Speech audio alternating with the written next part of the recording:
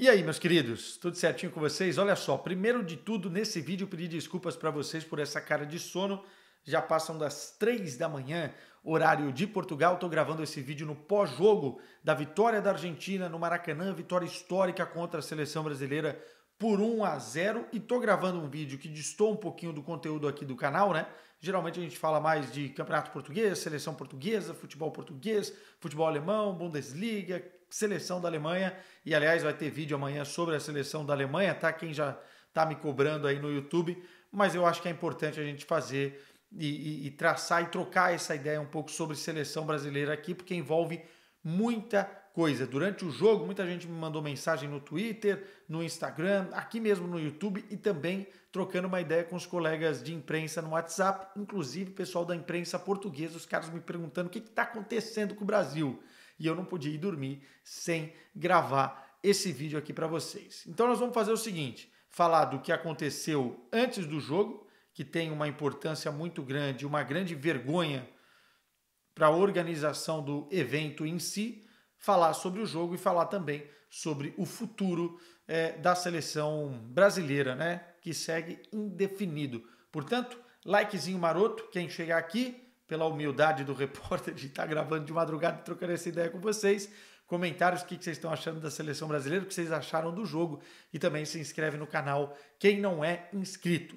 Vamos lá. Primeiro de tudo, separar o jogo futuro da seleção do que aconteceu antes da partida. Foi vergonhoso o que aconteceu no Maracanã, gente, por vários motivos. Isso não tem nada a ver com o povo brasileiro contra o povo argentino. Arthur, você está defendendo os argentinos. Cara, não tem nada a ver. Tem a ver com a organização do evento.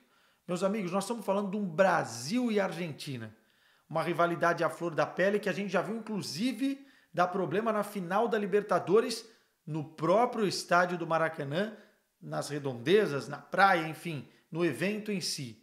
Estamos falando de um jogo que envolve as duas maiores seleções da América do Sul e sim, uma paixão muito grande que foge do controle muitas vezes. Como? Por que diabos os gênios que fizeram a organização dessa partida resolveram não criar cordões efetivos de segurança, com uma margem de separação entre as torcidas? Por que diabos a torcida da Argentina estava enfiada no meio da muvuca da torcida brasileira? É inadmissível. E aí tem erro para todo lado, né?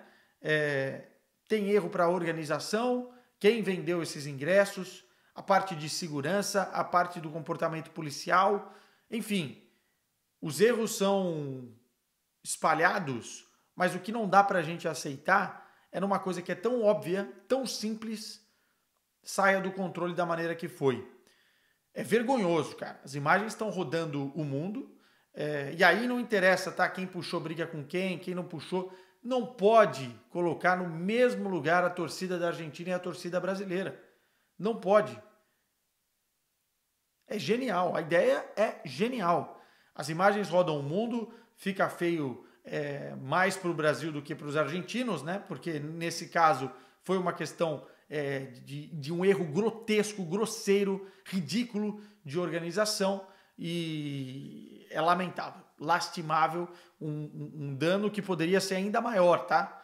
Quando o jogo não começa depois do hino, que os jogadores da Argentina vão tentar defender os torcedores dos policiais, e aí tem toda aquela confusão ali, e depois o Messi tira o time de campo, eu acho que o Messi estava 100% correto, cara.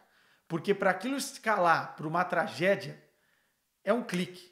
É um clique. E não tinha policiamento, não tinha segurança privada, não tinha nada que iria segurar o confronto ali. Porque era muita gente colada no mesmo lugar. Um absurdo. Então, de parabéns, hein? As autoridades, os organizadores desse jogo. É lamentável. 2023, gente. Um Brasil e Argentina. Enfim, vamos ver o que vai dar isso. Pode dar ruim para o Brasil, pode ser ainda pior de uma situação para a seleção brasileira.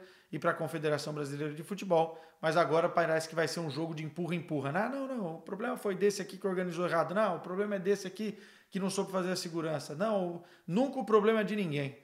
Mas tem que se investigar isso aí porque é lamentável.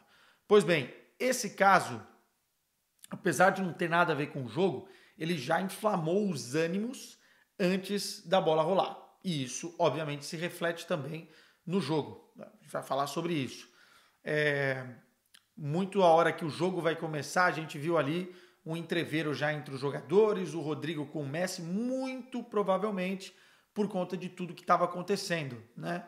E isso esquentou e colocou mais lenha ainda nesse fogo e tornou a panela de pressão nítida nos primeiros minutos de partida. Primeiros eu estou sendo generoso, né? Nos 30 primeiros minutos de jogo do primeiro tempo, Brasil e Argentina não jogaram. Foi uma luta, uma batalha campal e uma estratégia da seleção brasileira de não ceder o mínimo espaço.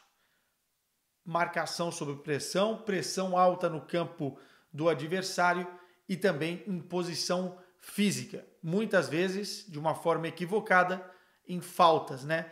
O que a gente fala às vezes de agressividade não tem a ver com faltas temerárias ou faltas que podem gerar inclusive cartões. Inclusive coloquei isso no Twitter, né? O Brasil tem que ter essa agressividade, entendi a postura da seleção brasileira e tinha que ser assim contra a Argentina, não cedendo o mínimo espaço, porque a Argentina hoje vive uma fase melhor, tem um time mais organizado, é atual campeã do mundo. O Brasil vinha de derrotas seguidas, num momento instável, com muitos jogadores importantes lesionados e precisava dar uma resposta para a sua torcida.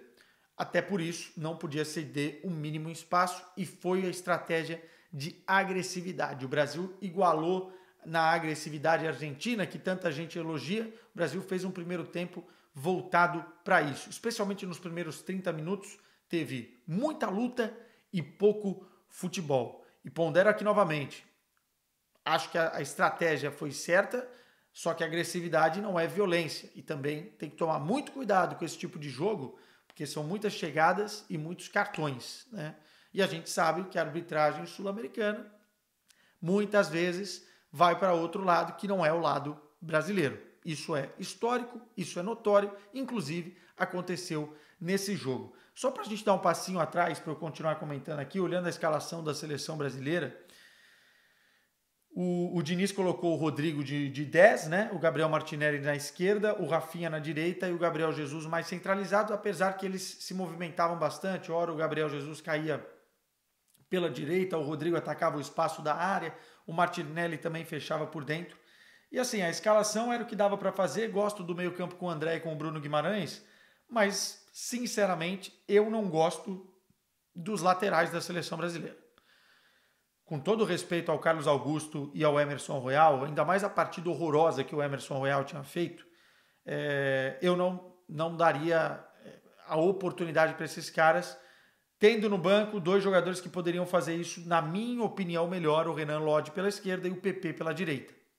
Sendo mais agressivos, chegando no último terço de campo, dando mais qualidade, dando profundidade, enfim, era um jogo que o Brasil jogava em casa e precisava vencer. Eu não entraria com esses dois laterais. Aliás, é um problema do Brasil, a lateral, né?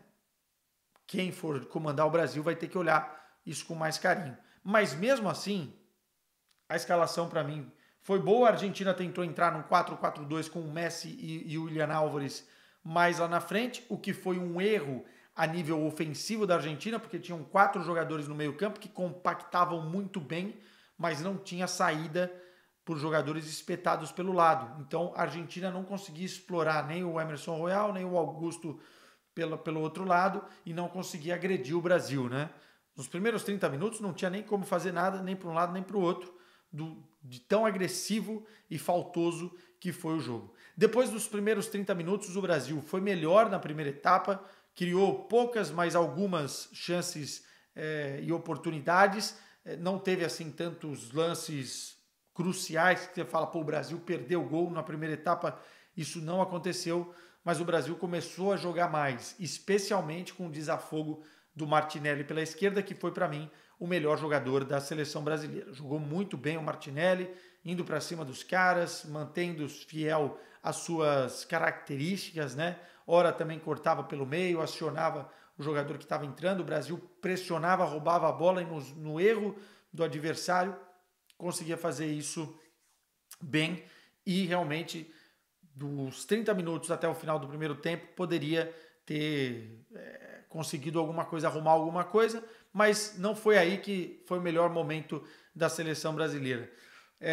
O Brasil aproveitou bastante o desequilíbrio também emocional da Argentina no primeiro tempo, porque com esse jogo agressivo, com muita porrada para os dois lados, me parece que o Depou, por exemplo, que apanhou demais, né, durante a primeira etapa, diga-se de passagem, ficou um pouco atordoado e realmente errava passes simples. O meio-campo da Argentina não estava funcionando bem. O Enzo Fernandes tendo que fazer de 5 não tem o seu complemento maior que é conseguir o passe vertical, né? Teve que muito mais ficar na marcação do que como um 8 ali fazendo a Argentina jogar, e a Argentina não jogou. No primeiro tempo o Brasil não foi extremamente melhor, mas teve dos 30 minutos em diante essa superioridade. O engraçado é que no segundo tempo o Brasil volta melhor ainda. O Brasil acalma os ânimos, né? Não comete tantas faltas no início da segunda etapa, bota a bola no chão e joga futebol. E aí envolve a Argentina em diversos momentos, né? Tanto com o Martinelli, que continua bem pela esquerda, bolas lançadas para o Rafinha no 1 contra 1 com a Cunha, às vezes dava certo, às vezes não, o Rodrigo no meio campo, enfim, tanto que tem uma chance clara para o Gabriel Martinelli, mais um erro de leitura da seleção argentina na marcação. O Gabriel Jesus faz uma ótima jogada, a bola sobra livre para o Martinelli e ele acaba perdendo o gol, né? O Dibu Martínez foi bem, fechou um pouquinho o ângulo ali, mas é um gol que não se perde. E o Brasil, logo na sequência desse gol perdido, acaba sofrendo o gol.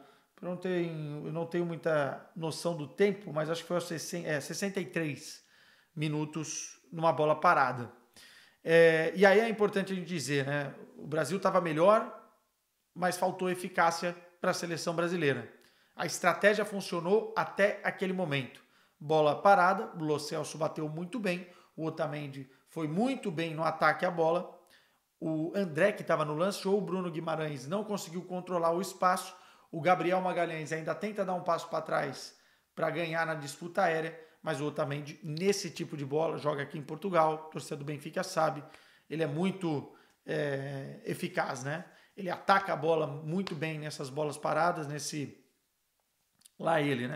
nesses escanteios, enfim, e consegue fazer 1-0. E a partir desse momento o Brasil acabou, né?